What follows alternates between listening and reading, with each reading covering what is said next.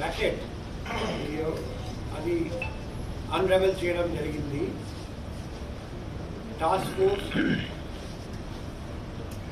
మన నగర task force ఈ సందర్భంగా చాలా మంచి పని, చక్కటి ప్రదర్శన, చక్కటి పర్ఫార్మెన్స్, చక్కటి అచీవ్మెంట్ చేశారని నేను వాళ్లకు అభినందిస్తున్నా.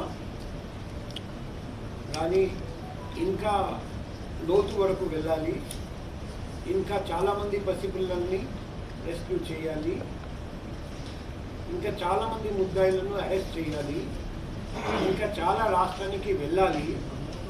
సో మన పని కంటిన్యూ అవుతుంది. ఇది ఎంతవరకు ప్రోగ్రెస్ జరిగింది తెలియజేయడానికి ఈరోజు మనం కలుస్తున్నాము. ఫర్దర్ ప్రోగ్రెస్ జరిగిన తర్వాత ఫర్దర్ మీకు తెలియజేస్తాం. ఈ సందర్భంగా ఇంకొకటి చెప్పాలంటే, నేను రాగానే ఈ పసిపిల్లల్ని విక్రయించే ముఠ మన దేశంలో చాలా చోట్ల పనిచేస్తున్నారని నా మెడికల్ బ్యాక్గ్రౌండ్ నుండి నాకు తెలుసు. కాబట్టి రాగానే చర్య తీసుకున్నాము. మన జిల్లా కలెక్టర్ గారికి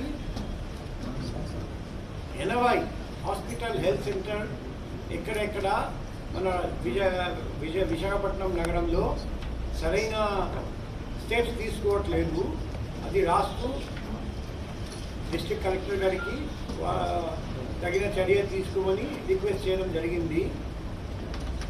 యాజ్ అడిషనల్ డిస్ట్రిక్ట్ మ్యాజిస్ట్రేట్ మేము కూడా అన్ని హాస్పిటల్స్ హెల్త్ సెంటర్స్కి 1 by 1 నోటీస్ పంపిస్తున్నాం. ఎందుకంటే పసిపిల్లల్ని అపహరించకుండా చూడడం అంటే